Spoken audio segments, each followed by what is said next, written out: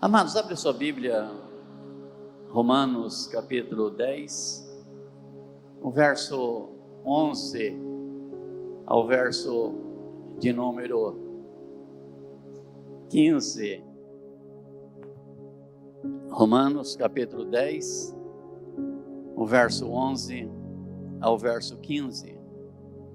Como diz a Escritura, todo aquele que nele crê não será confundido, pois não há diferença entre judeu e grego. Um mesmo é o Senhor de todos, rico para todos os que o invocam. Porque todo aquele que invocar o nome do Senhor, ele será salvo. Como, pois, invocarão aquele em quem não creram? E como crerão naquele de quem não ouviram? E como ouvirão se não há quem pregue? E como pregarão se não forem enviados?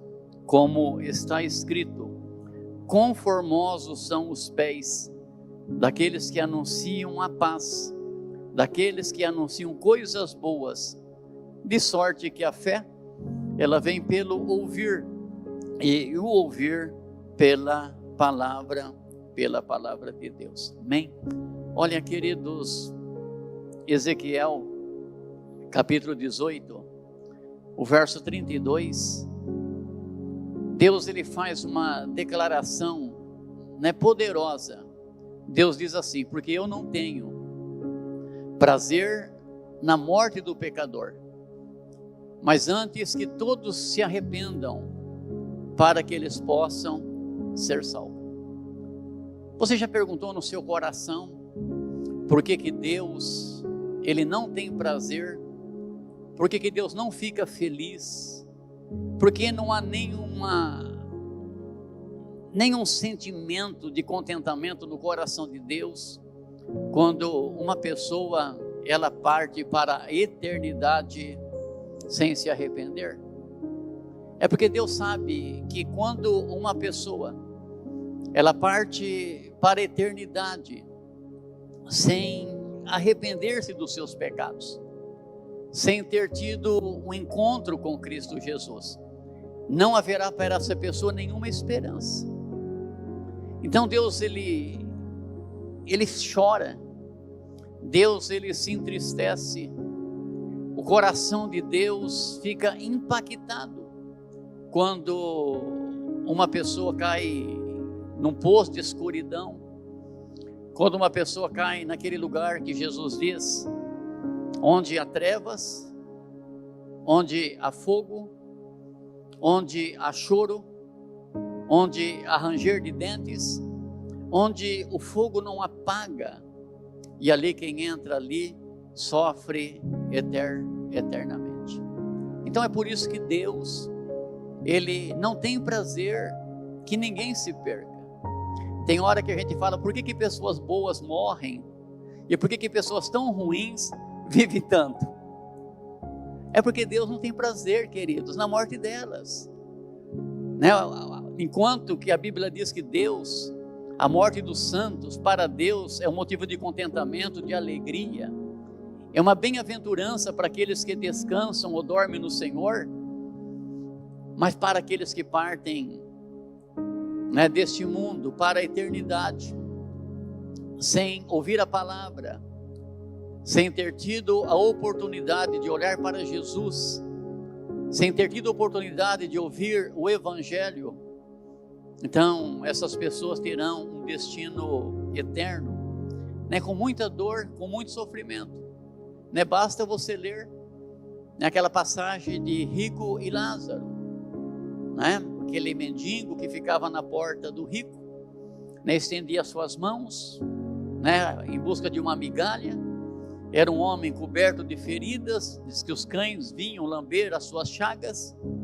E um dia o rico Lázaro, ele morre e ele é levado ao paraíso. Mas a Bíblia diz que o dia que aquele homem morre, quando ele abre os olhos, ele está no inferno. E lá do inferno ele olha para o paraíso E ele vê Lázaro no paraíso, no seio de Abraão. E ele diz assim: pai Abraão, pede para que Lázaro pelo menos molhe a ponta do seu dedo na água, para me colocar na língua. Por quê? Porque onde eu estou é um sofrimento terrível. Aquele homem que tinha tudo nesse mundo, aquele homem que teve o prazer de ser tão abençoado por Deus, de ter desfrutado de tantas coisas que Deus havia concedido, mas um homem que perde a oportunidade de pensar na sua eternidade, né? Lá no inferno ele só pede uma ponta de dedo molhado num copo de água. Ele não quer um copo de água. E é por isso, queridos, que Deus, ele não tem prazer na morte de ninguém. Então a gente precisa olhar para a nossa família que ainda não teve um encontro com Cristo. A gente precisa olhar para as pessoas que estão do nosso lado, que não tiveram encontro com Jesus. A gente precisa olhar para as pessoas, olhar para o coração delas, queridos, porque elas estão cegas, elas estão surdas, elas estão com o coração endurecido, porque a Bíblia diz que o príncipe desse século, ele cegou o entendimento dos incrédulos, para que vendo não vejam, para que ouvindo não ouçam, e no coração não compreendam o quanto Deus os ama, para que eles sejam salvos e sejam curados. Então, para que os olhos se abram, para que os ouvidos se abram, para que o coração se amoleça, é necessário que eles ouçam uma boa notícia da parte de Deus. E é sobre esse dever, é sobre esse tesouro que foi confiado a nós, que o apóstolo Paulo vai falar sobre o nosso desafio em compartilhar as boas novas de esperança para uma geração que está perdida, que está corrompida, uma geração que está mergulhada em um caos, uma geração que não tem esperança de nada, de nada. Então, nós temos sobre nós essa responsabilidade, porque Paulo vai dizer, porque diz que todos aqueles que crerem em Jesus, eles não vão ser confundidos. E ele fala que todos aqueles que invocar o nome de Jesus será salvo. E Paulo, ele vai mostrar para nós o desafio que nós temos para cumprir o ID de Jesus. Eu falo, celebrar a volta de Jesus, queridos, na igreja é maravilhosa. Mas olhar para o mundo sem sentir compaixão, olhar para o mundo com olhar de indiferença, sem saber ou procurar saber pelo menos o que Deus sente em respeito àquela pessoa, talvez seja um cristianismo talvez um pouco raso, não um cristianismo onde a gente não teve uma compreensão total. Aí eu quero pensar, se Deus não tem prazer na morte do pecador, mas Deus deseja que todos se arrependam para que sejam salvos. Então eu quero pensar, para que haja salvação, queridos, para que haja salvação, o homem precisa não apenas crer, mas o homem precisa invocar o nome do Senhor. Olha o verso 11 e 13 que nós já lemos. Porque as Escrituras dizem, todo aquele que nele acreditar em quem? Em Jesus, ele não será confundido, não será enganado. Por quê? Porque não há diferença entre judeu e grego, porque um mesmo é o Senhor de todos, e Ele é rico para com todos aqueles que o invocam, porque todo aquele que invocar o nome do Senhor, ele será salvo. Então Paulo, ele vai trazer para nós aqui um mapa, né, do tesouro, né, dessa salvação. E a palavra aqui, queridos, que abre essa porta desse tesouro, é crer. Então, crer em Cristo é a chave que vai abrir a porta para que essa pessoa possa também, né, ter a salvação de Deus também compartilhada ao seu coração. Por isso que Paulo ele vai dizer um pouco antes, uns versículos antes, ele vai dizer assim: no seu coração, você acreditar que Jesus Cristo morreu na cruz e que Deus o ressuscitou ao terceiro dia, então você será salvo. Porque com a boca, com o coração, a gente acredita por justiça, mas com a boca a gente se faz confissão para salvação. Então é necessário que a pessoa acreditar, e é necessário a pessoa depois ter que confessar. Então crer, queridos, é a chave que vai abrir a porta, né? É a fé que vai permitir que as pessoas que estão sendo enganadas, confundidas, elas não venham ser mais confundidas, porque todo aquele que acreditar em Jesus não será confundido, não será enganado, não será enganado. Apesar que tem alguns textos bíblicos que Paulo vai falar a respeito da proximidade da volta de Jesus, ele vai dizer, né, que nos últimos tempos, muitas pessoas deixarão de dar ouvido à sã doutrina, pessoas vão deixar de dar ouvidos na palavra de Deus, e vão passar e terão comichões nos ouvidos para ouvir vozes de espíritos enganadores. O problema das pessoas hoje é que elas não querem ouvir o que Deus tem para falar para elas. O problema das pessoas é que elas querem ouvir o que elas querem ouvir. O profeta Jeremias, ele vai dizer que eles, uma coisa horrenda anda acontecendo na terra.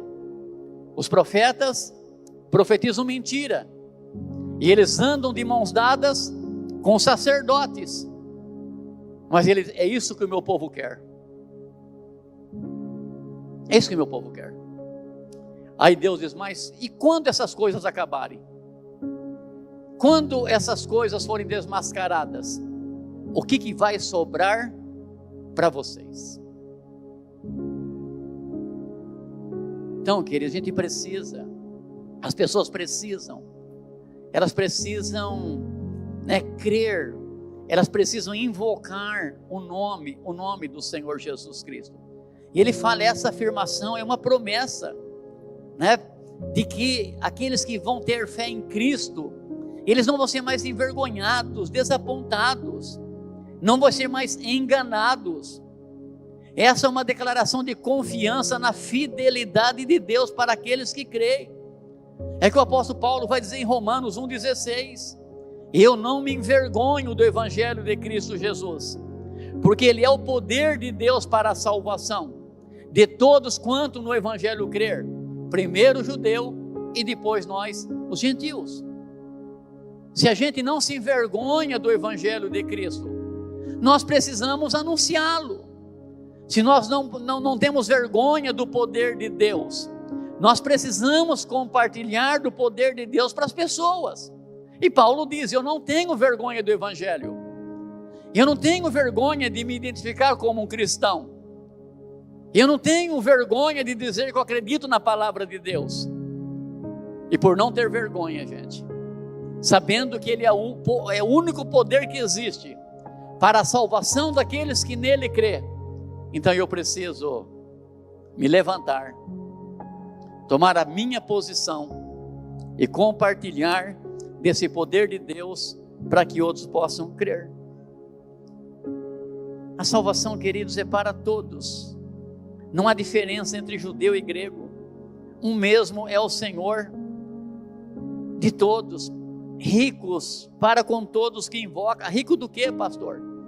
Paulo está falando de dinheiro? Não, querido, é rico de graça, é rico de misericórdia, é rico de compaixão, é rico de bondade, é rico de amor, é rico de graça. Deus, ele é rico nessas coisas para com todas as pessoas. Deus, ele não tem filhos prediletos. É por isso que Jesus vai dizer lá em Mateus 11, o verso 28, vinde a mim todos. É um convite para todos, Porque Ele é rico para todos. Ele é rico de amor para com todas as pessoas. Ele é rico de perdão. Ele é rico de misericórdia. Ele é rico de compaixão. Ele é rico de graça. E esse tesouro, queridos, não pode ser trancado numa caixa de joias. Aquelas joias, né, que as pessoas compram e não podem usar, porque é perigoso demais, né? Aquelas joias que as pessoas compram e trancam num cofre, né? A gente não pode fazer desse tesouro como se fosse uma joia particular nossa, que favorece só a gente, que favorece só a casa da gente, só a família da gente. Não é uma joia que eu só uso quando eu estou com a porta fechada. De maneira nenhuma, queridos. Então a gente precisa, né, para que haja salvação, o homem precisa invocar o nome de Jesus. E o nome de Jesus é a única certeza de salvação que as pessoas vão ter. Agora Paulo vai continuar dizendo no verso 14, como invocar aqueles em quem não creram? Como, pois, invocarão aqueles em quem eles não acreditaram? Por quê?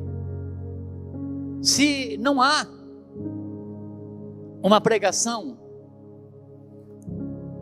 como que as pessoas vão acreditar em Jesus? Já fiz algumas viagens, já estive em lugares onde, né, existe grupo de pessoas que ainda não experimentaram dessa graça divina.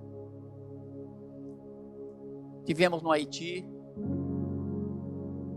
tivemos nas montanhas aqui do Peru, povos não alcançados, né, tivemos na Camboja, apenas 3% é cristão, e quando fala cristão, querido, é 3% contando evangélico e católico junto, tá?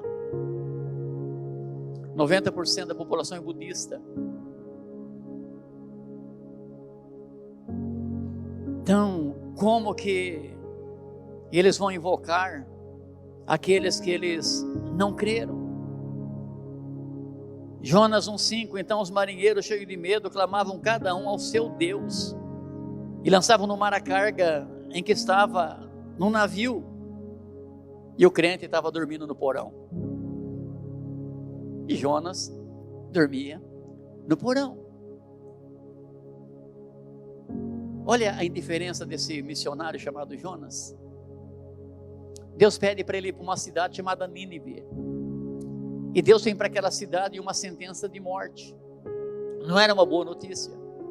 Jonas deveria chegar em Nínive e proclamar: daqui 40 dias, Nínive deixará de existir. Daqui 40 dias, Nínive deixará de existir.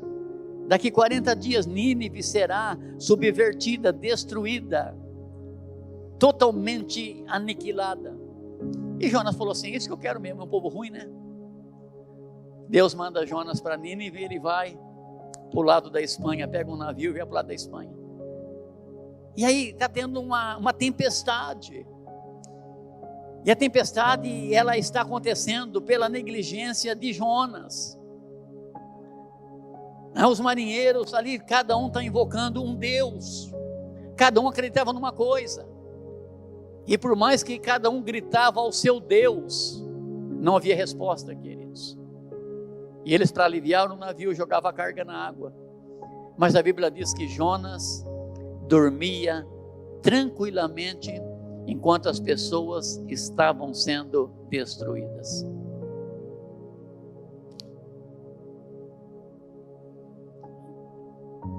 Qual porão nós estamos? Qual porão nós estamos, queridos? As pessoas estão invocando os deuses estranhos por aí. A gente está indiferente. Só no hinduísmo há 300 milhões de deuses. E eles precisam acreditar só em um. Mas são 300 milhões. Quando Paulo vai para Atenas, Atos 17, os historiadores dizem que haviam mais ídolos na cidade do que imagens de ídolos, de deuses, do que gente. Em Atenas. E com medo de deixar alguém de fora, eles fazem um altar. E está lá, esse altar é dedicado ao Deus desconhecido, o Deus que a gente não conhece.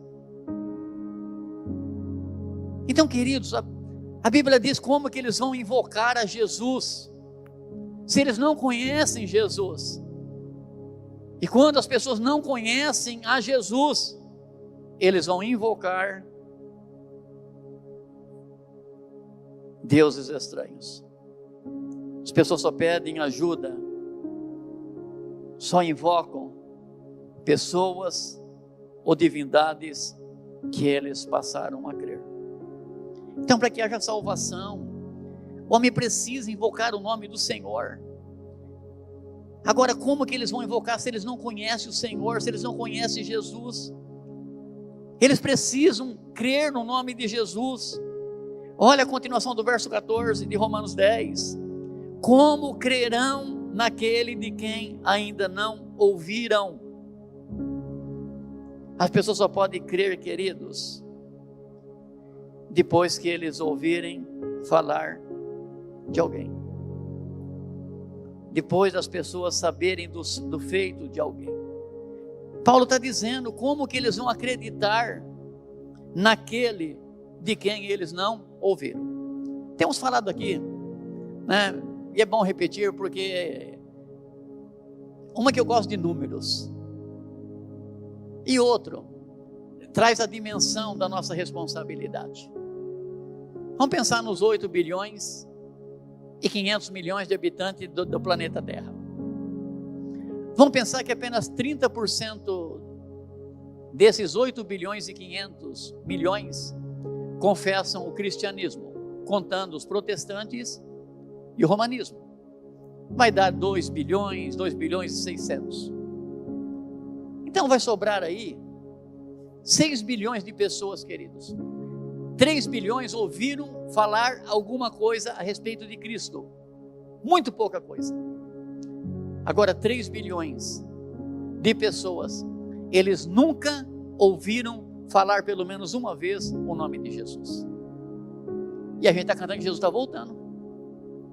E ele diz, é necessário que o evangelho seja pregado em toda a terra, para depois vir o fim.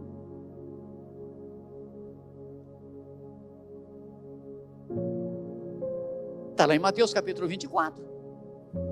É lógico que é lindo, queridos, cantar, celebrar, adorar a Deus. Isso motiva a nossa fé. Mas isso também desperta a nossa responsabilidade também. Se eu quero que Jesus volte na minha geração, porque Jesus, de toda maneira, ele vai voltar, irmãos. Ou ele volta para buscar a igreja, ou ele vai voltar para nos buscar, né? De uma forma pessoal, aquele dia marcado, né? Quando a dona morte, né, vai chegar, vai dar aquele abraço gelado e vai dizer assim, tua hora chegou, né? E aí não tem como escapar, né? Pode arrepiar, pode fazer o que quiser, mas uma hora vai acontecer. Então Paulo está dizendo como que as pessoas vão acreditar daqueles que eles nunca ouviram. Olha, quando a gente vê alguns personagens bíblicos, vamos pensar um pouquinho aqui na mulher do fluxo de sangue. Aquela mulher, ela sofre por 12 anos. A vida, sabe, corre. O sangue vaza. E a Bíblia diz que aquela mulher já tinha gastado tudo quanto ela tinha. Ela já tinha passado por todos os médicos, todos os curandeiros, tinha feito todas as simpatias, todos os tratamentos caseiros. E a Bíblia diz, e ela ia de mal a pior. Mas ela fica sabendo de Jesus. Ela ouve falar a respeito de Jesus. E quando ela ouve falar a respeito de Jesus, daquilo que Cristo está fazendo, dos milagres que Ele está realizando, então essa mulher coloca no coração e ela fala para ela mesma, se eu tão somente chegar perto dele, Ele não precisa olhar para mim, não precisa falar comigo, não preciso colocar a mão dele na minha cabeça, se eu tão somente tocar nas suas vestes, eu serei sarado desse mal. Por que ela foi até Jesus? Porque ela tinha ouvido, queridos. Quando as pessoas não ouvem falar a respeito de Jesus, eles vão procurar, irmãos, tudo que as pessoas disserem que é bom. Vão procurar os deuses estranhos, vão se envolver com o ocultismo, vão buscar na escuridão alguma coisa que possa trazer refrigério no seu coração. É como aquele homem sentado à beira do caminho, lá em Jericó, o cego de Jericó. Era a última vez que Jesus passaria por aquele caminho. É o domingo, que antecede, a semana que antecede a morte de Jesus. Jesus está indo para Jerusalém para morrer, e Cristo passa por Jericó. E aquele homem cego, sabendo que era Jesus que estava passando ali, aquele homem com certeza tinha ouvido, ele não tinha visto, mas tinha ouvido a respeito de Cristo. E quando Cristo está passando por aquele caminho, ele sabe que é a última oportunidade da vida dele, e eu vou ter luz, ou eu vou viver na escuridão para sempre. E ele começa a gritar: Senhor, tem misericórdia de mim, Senhor, tem misericórdia de mim. E o que é importante, queridos, que tanto para aquela mulher como para esse homem, Cristo dá a eles muito mais do que eles estavam esperando. Para aquela mulher, ele traz cura para o físico. Quando ela toca nele, o que saiu de Jesus estancou nela o que estava matando. E ele fala assim: filha, tenha paz no seu coração. Era uma mulher traumatizada na sua alma. Tenha paz no seu coração, tenha saúde no seu corpo e tenha salvação no seu espírito. Vai para a sua casa, porque você está salva. Jesus pergunta para aquele homem: o que você quer que eu te faça? Senhor, eu quero ver de novo. Ele fala: só ver, fica tranquilo, eu tenho muito mais para dar para você. Olha, vai para a sua casa, porque você está salvo. Você está salvo. Então, queridos, se as pessoas não saberem a respeito de Jesus, como que eles vão acreditar em Jesus Cristo? Como? Não tem como.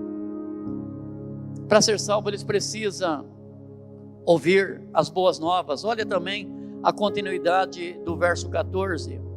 E como ouvirão, se não há quem pregue?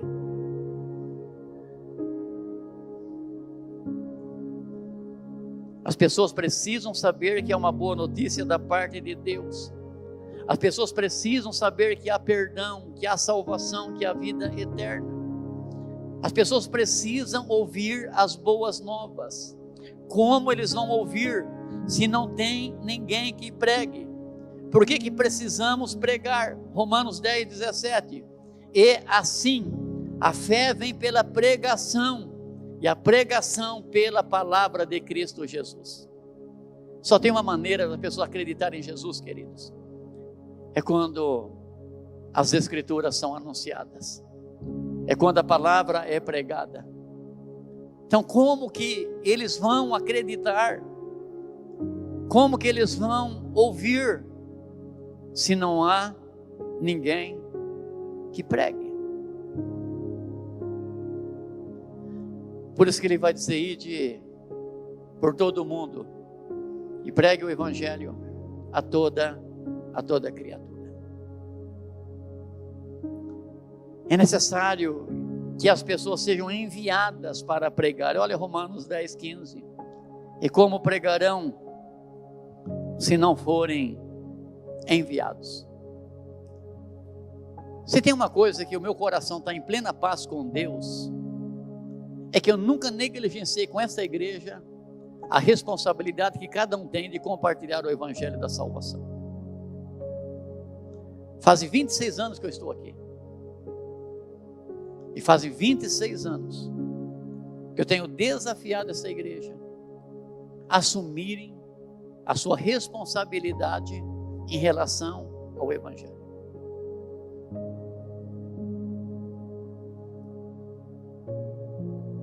Não sei se eu falo, não sei se não falo, mas vou falar. Uma vez perguntei para Deus, eu Eu fiquei preocupado, Deus, por que não há uma reação? Por que as pessoas sabem desse privilégio, Senhor? Dessa responsabilidade? As pessoas sabem que elas são a resposta do Senhor para aqueles que não têm resposta, só têm perguntas por enquanto. Por que elas não se movem? Vocês querem saber o que Deus falou? Eu ouvi a voz dele, como vocês estão ouvindo a minha.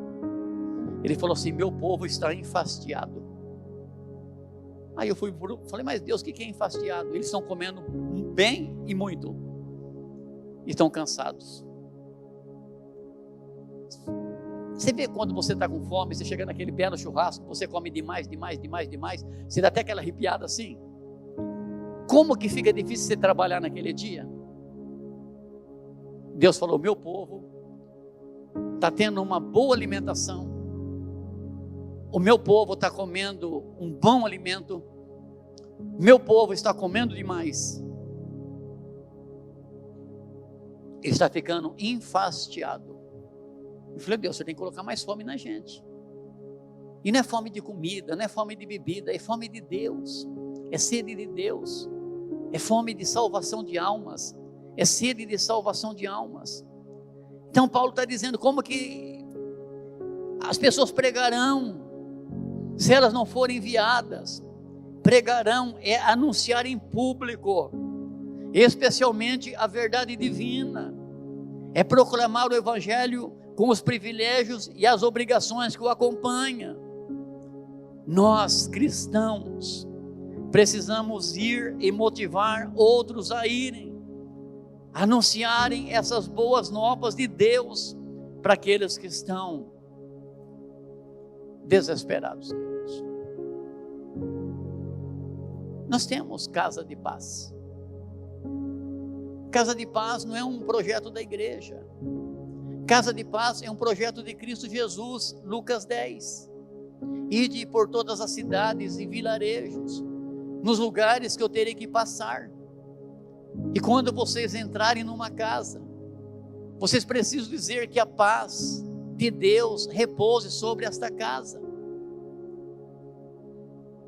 Falei aqui, Cristo pegou um exército, 70 pessoas novas convertidas, pessoas que não havia sentado num banco para aprender, mas quando eles compreendem que apenas o evangelho é a salvação para aqueles que crerem, ainda que eles não tivessem nenhuma experiência de pregação, eles saíram para contar para as pessoas o que Jesus tinha feito na vida deles e o que eles viram Jesus fazer na vida dos outros. Essa é a pregação do evangelho, queridos. O que Jesus fez na minha vida e o que eu estou vendo Jesus fazer na vida de outras pessoas. Ah, mas pastor, eu não conheço ninguém. Mas quem que diz que o evangelho é para pregar para quem você conhece? O evangelho é para você pregar para quem você não conhece. Ué, eu conheço alguém em outro país? Eu não conheço. Eu conheço as pessoas da minha rua? Eu não conheço. Eu conheço as pessoas de Alta Floresta? Poucas. Então não é desculpa: ah, pastor, eu não vou fazer casa de paz porque eu não conheço ninguém. Não, ele falou para você chegar numa casa e dizer assim: vocês estão precisando de paz? Vocês querem que Jesus Cristo entre na casa de vocês? Vocês querem que Jesus Cristo entre na empresa de vocês? Vocês querem que Jesus Cristo entre no escritório de vocês? Vocês precisam que Cristo entre na escola de vocês? Então, queridos, compartilhar o evangelho é para compartilhar com todas as pessoas. E aí Paulo está dizendo que para que o evangelho seja pregado, as pessoas precisam ser enviadas. Faça assim, olha, um diagnóstico com as pessoas que você conhece. Tem pessoas, queridos, que eles vão vir para Jesus por amor. Até estudamos alguns personagens, mas vamos pensar assim: Zaqueu, ele vem a Jesus por amor. ele quer conhecer Jesus, ele está interessado em Jesus, ele sobe numa árvore, ele faz extrapolia, coisa de criança. Mas Jesus fala: eu vou na sua casa hoje. E por amor deu a ele a salvação. Mas vai um homem também que está indo a Jesus por dor. É um homem chamado Jairo. É o líder de uma sinagoga judaica. A sua filha de 12 anos estava morta. E ele vai a Jesus com o coração dolorido. Ele perde aquilo que ele não poderia ter perdido. Eu tenho uma filha e ela está morta. E Jesus vai lá e ressuscita a filha. Então, queridos, as pessoas que vêm por amor, elas veem o portão e elas entram. As pessoas que vêm por amor, sem nem precisar chamar, elas se oferecem. Mas as pessoas que vêm pela dor, são as pessoas que precisam da sua ajuda. O mal do momento hoje é depressão, queridos. Irmãos, quantas pessoas em depressão?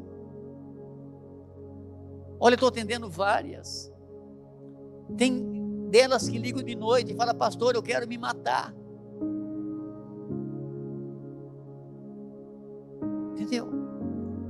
E a gente que tem tudo, mas falta ali o mais importante.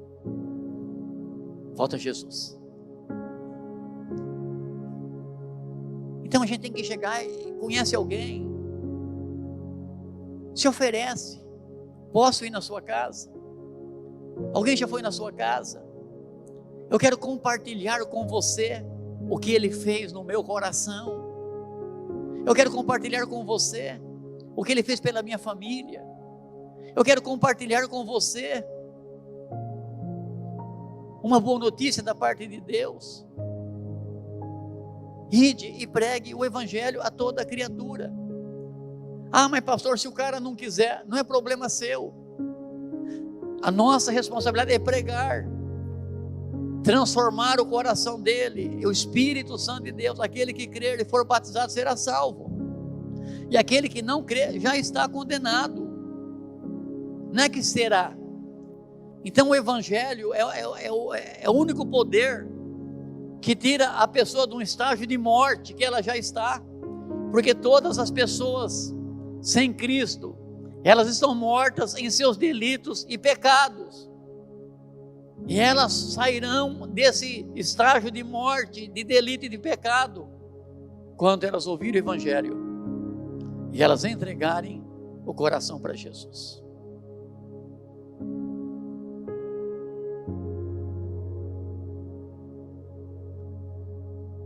Nós um dia estaremos diante dele e teremos a responsabilidade de prestar contas a ele de tudo quanto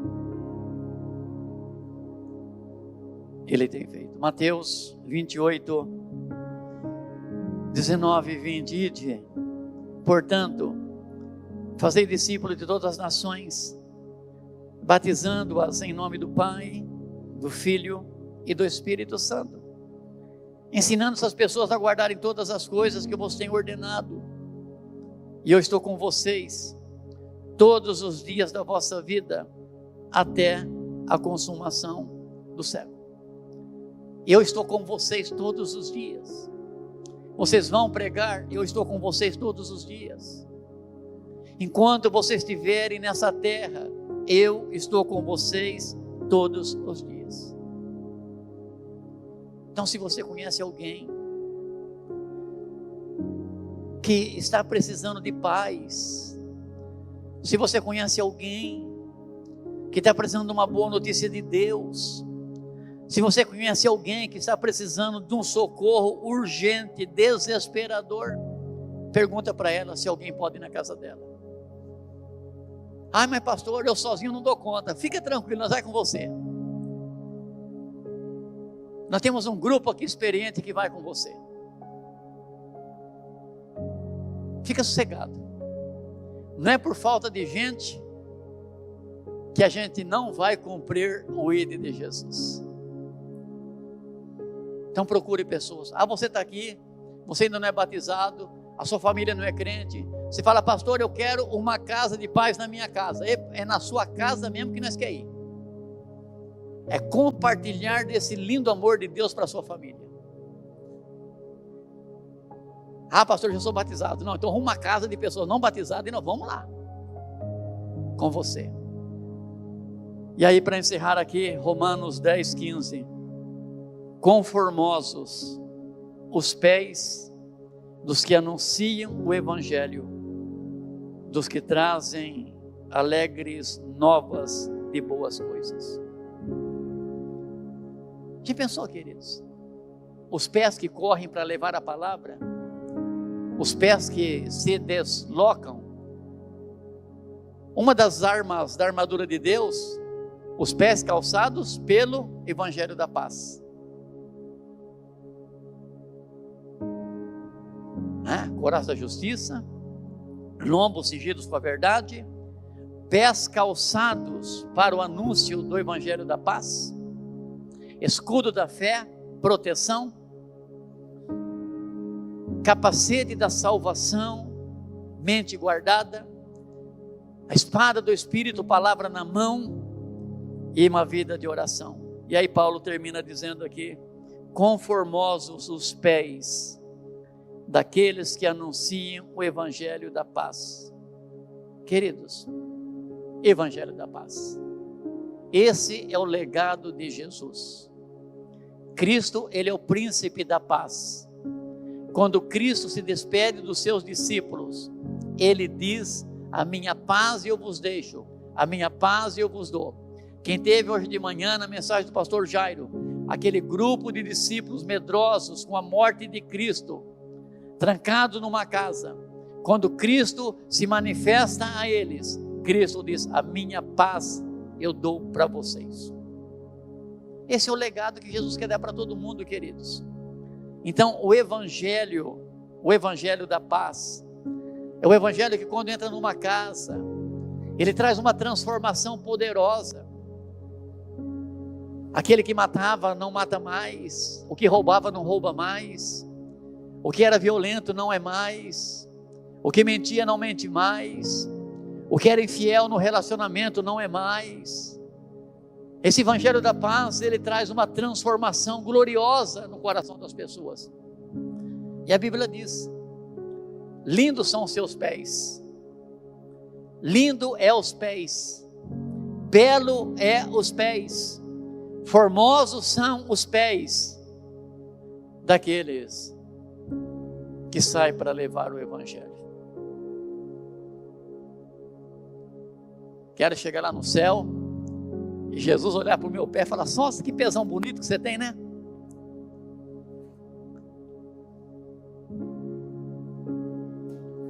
Não pode ter pé de pavão, queridos. Pavão é um pássaro muito lindo, mas se ele olhar para o pé, ele entra em depressão. O pé mais feio que existe. Verdade. Crente tem que ter pés lindos. Fique de pé, por favor.